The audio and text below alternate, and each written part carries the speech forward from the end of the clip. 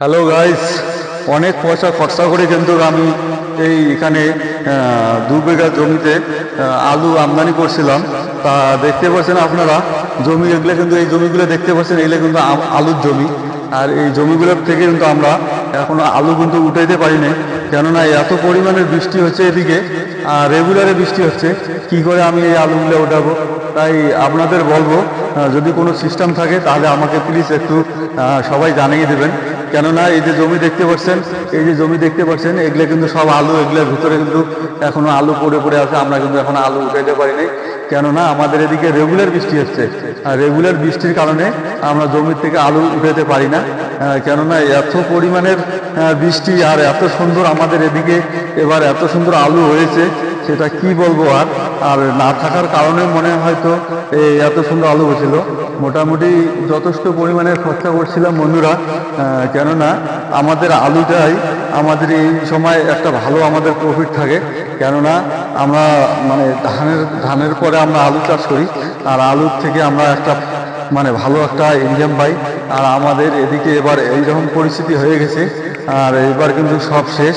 কেননা যতটুকু সবারই কম বেশি পয়সা খরচা করে আলু আমদানি করছে, আর আলু কিন্তু সব মোটামুটি মানে পানির নিচে পড়ে পড়ে আছে, জমিতে প্রচুর পানি। এই যে আপনারা দেখতে পাচ্ছেন, এই যে আপনাদেরকে আমি দেখাইতেছি, এগুলো কিন্তু বেচার মতন পরিস্থিতি নাই। কেননা যারা নেবে তারাও তো পয়সা দিয়ে নেবে, কিন্তু এগুলো কিন্তু কেউ নেবে না। কেননা এই যে পানির নিচে থাকতে থাকতে বন্ধুরা দেখতে পাচ্ছেন, এই যে আপনাদের দেখাচ্ছি আমি, এই দেখো পানির নিচে থাকতে থাকতে এই আলুগুলো কিন্তু সব নষ্ট হয়ে গেছে, পচে গেছে। এই যে আপনাকে আমি দেখাচ্ছি, মানে এগুলা কি বলবো আর, এই যে সব নষ্ট হয়ে গেছে বন্ধুরা।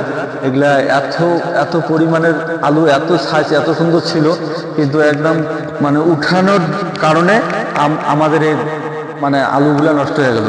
আর এই যে দেখতে পাচ্ছেন, আমি আজকে এদিকে লেবার নিয়েছিলাম, লেবার নেওয়ার পরে আলু যে যে কান্দিগুলো দেখতে পাচ্ছেন, যে সারি সারি যে কান্দিগুলো আছে, এগুলো কিন্তু সব আলুর কান্দি। এগুলা নিচে কিন্তু সব আলু রয়ে গেছে, কেননা মানে পানির কারণে আমরা উঠাতে পারি নাই। আর এখন মোটামুটি সপ্তাহখানেক হয়ে গেল, এখন কিন্তু যেটাই মানে উঠাইতে চাই সেটাই কিন্তু আমাদের নষ্ট হয়ে গেছে। এত পরিমাণের পানি, এই দেখতে পাচ্ছেন কিভাবে তাহলে থাকবে। এই যে কামিটা দেখতে পাচ্ছেন, এই যে কামিটা, এই যে আপনাদের আমি দেখাচ্ছি, এই যে কামিটা দেখতে পাচ্ছেন, এই দেখো একটু চাষাশি আমি, এই দেখো কিরকম ভাবে আলুগুলো পড়ে পড়ে আছে, সব কিন্তু নষ্ট হয়ে গেছে বন্ধুরা। তাই মানে এর তো আর কোনো বিকল্প নাই। তা আপনাদের বলো প্লিজ, আমার এই ভিডিওটা একটু বেশি বেশি করে ছড়িয়ে ছিটিয়ে দেবেন, সবাই যেন দেখতে পারে।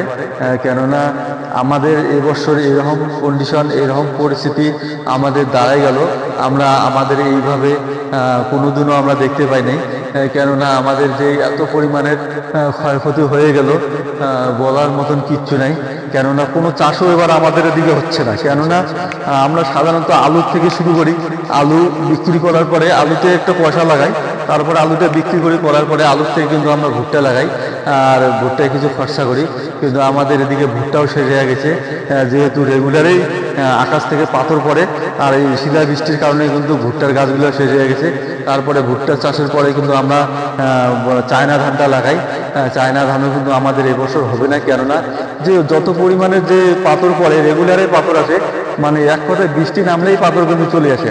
আর সেই বৃষ্টি যে পাথর চলে আসে, আর পাথরের জন্য কিন্তু আমাদের ভুট্টা যে গাছগুলো, সেই গাছগুলো কিন্তু নষ্ট হয়ে যায়, বাতাস এবং পাথর। আর ভুট্টার পরে কিন্তু আমরা ওগুলোতে আবার যে চায়না ধানের যে কথা বললাম, চায়না ধান আমরা চাষ করি। কিন্তু হয়তো এবার কৃষকদের প্রচুর পরিমাণের মানে মার হয়ে গেল, এত পরিমাণে মার হয়ে গেল, সেটা কল্পনার বাইরে।